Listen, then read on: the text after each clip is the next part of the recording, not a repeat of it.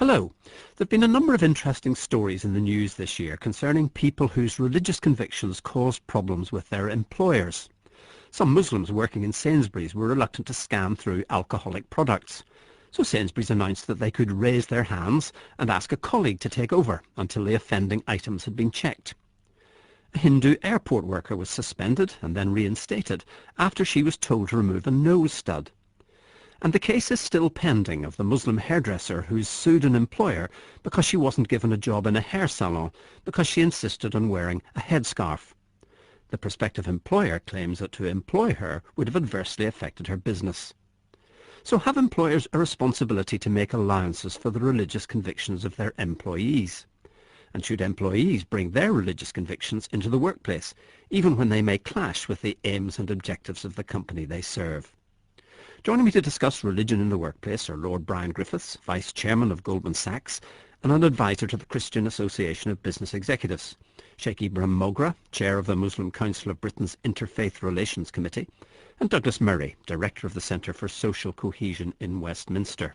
So, Brian Griffiths, do you bring your Christian faith into the workplace?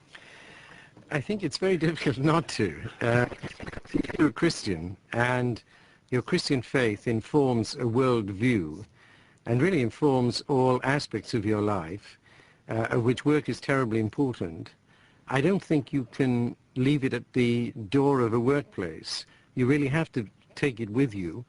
And I would say it's something very positive. I mean, trying to help create the culture, for example, of a financial institution which depends on integrity and trust and so on, bringing one's faith in is to me an integral part of that. But presumably it involves compromise, because as you mentioned, your business is money.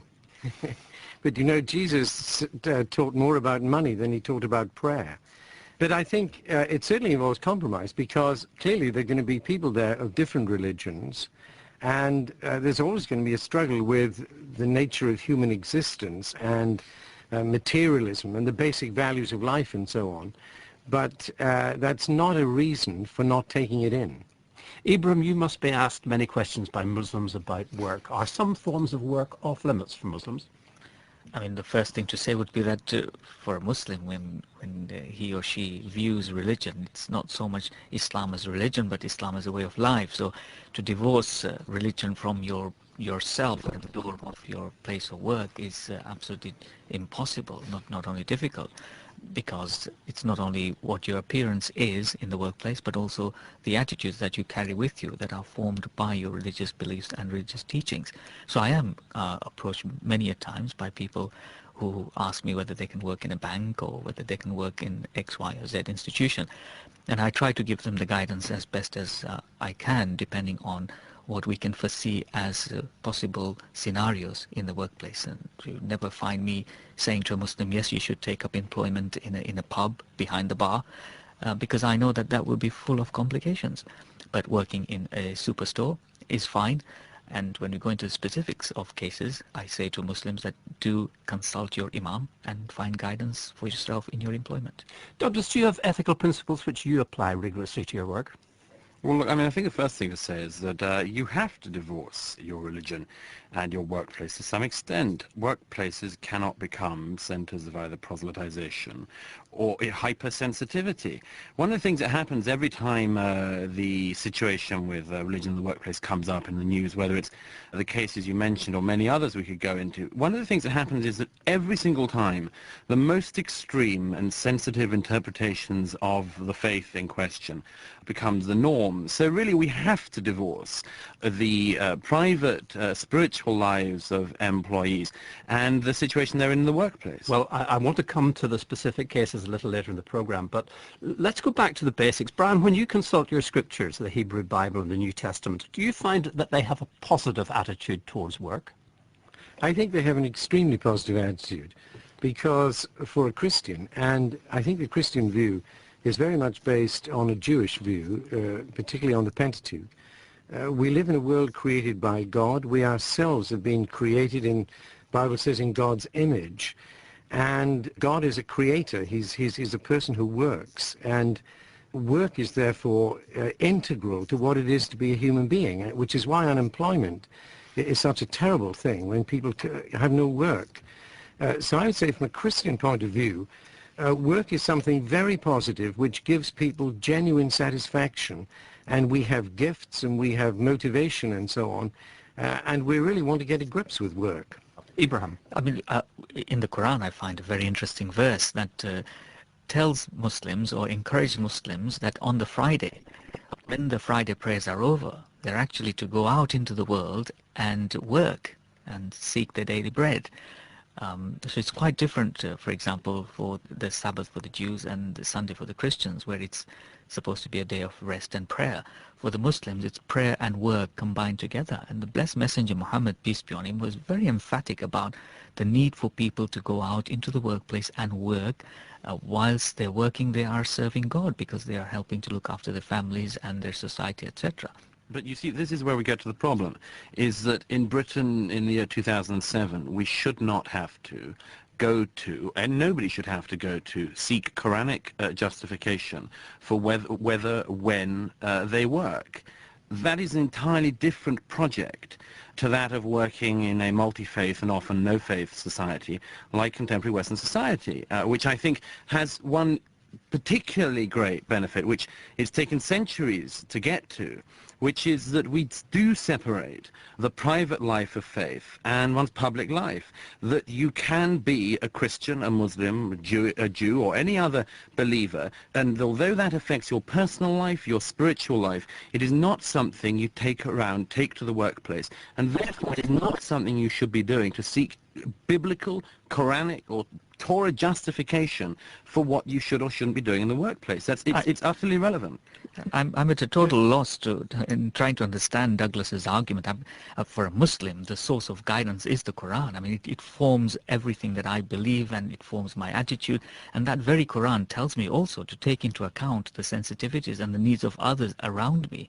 And to suggest that a Muslim should kind of be a work person or a laborer within the workplace and not be Muslim is something that cannot be accommodated. I mean, a Muslim... saying it's something that all people should leave at the door of the workplace.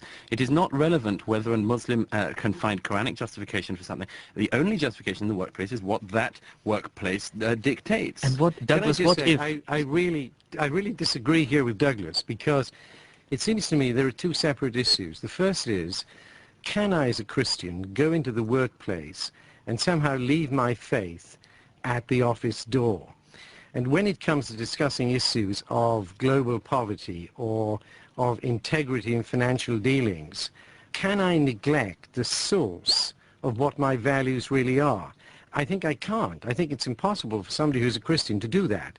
But I think that is totally different from saying we are therefore going to create a culture which is very oppressive, which makes unbelievers very uncomfortable, and which is a very sort of stuffy culture in terms of the company. And I'd want to distinguish those and ask Douglas, wouldn't he want to go along with some such distinction?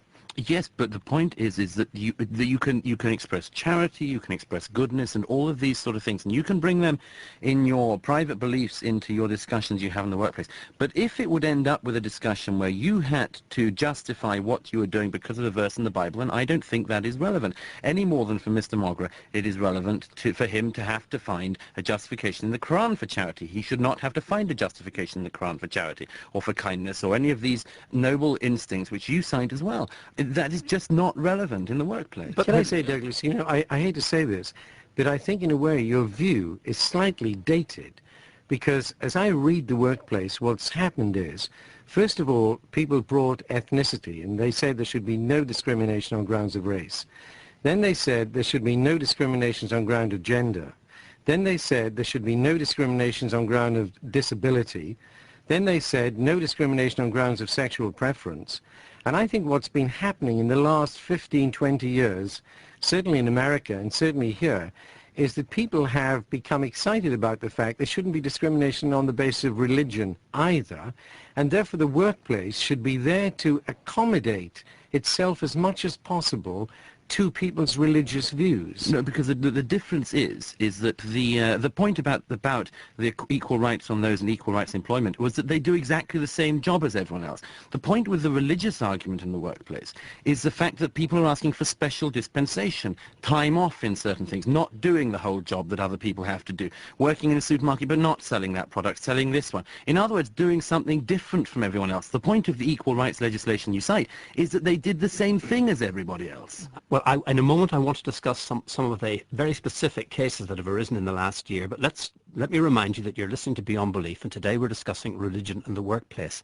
Have employers a responsibility to make allowances for the religious convictions of their employees, and should employees bring those convictions into work? With me are Ibrahim Mogra, Lord Brian Griffiths and Douglas Murray.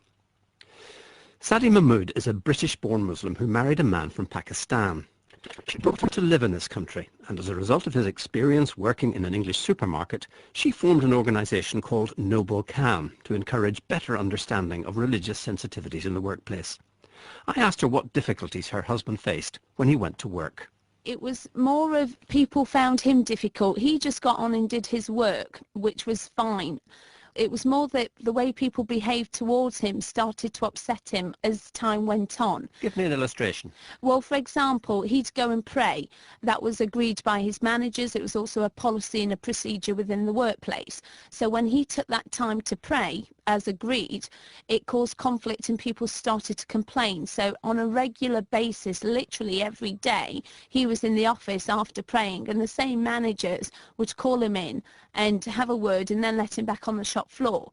And that can get quite sort of tedious, but also quite resentful. So people would also take his prayer mat and or throw it away or put it on the side or hide it and wouldn't tell him where they'd put it. It sounds like overt discrimination to me. Yeah, it was more of misunderstandings and it was more of victimization than discrimination. I think it was a lot to do with ignorance as well. Now, you took a decision that you were going to join the supermarket. You gave up a good job to do it. Why did you do that? Because I felt I had a responsibility. I'd married this man from a village. I'd made him leave his entire country and way of life. And from what he was saying when he was coming home, it sounded like people were being racist. So I felt that it was only right that I go and have a look and observe to see what I'd not taught him and why he hadn't sort of integrated, to be honest. So you went undercover? I did. And what happened? Well, it was really interesting, actually, because when I went through their training, I started to make notes, and it came really evident that training was really ineffective, and the amount of information that people were getting wasn't what they needed to know of how to deal with people of different races, religions, and also for people that were new to the country that had got positions of what they needed to know of how we worked and lived as well. Now, you made some requests of the managers that on the face of it seemed quite silly. Yes. Basically, I took Eid off and the manager agreed to it. The following week, I turned around and said to the manager that I need to take Holi off, which is actually a Hindu festival. And the manager agreed and allowed me another day off, which really absolutely shocked me as a professional, because it was her ignorance, but also I think political correctness had a lot to do with it. She was too afraid to question me what Holi was or whether I was allowed to or not. So I stood there on the shop floor for 12 weeks and realised that I've got a solution to this. I could design a training course that could answer the questions that they weren't getting from their training.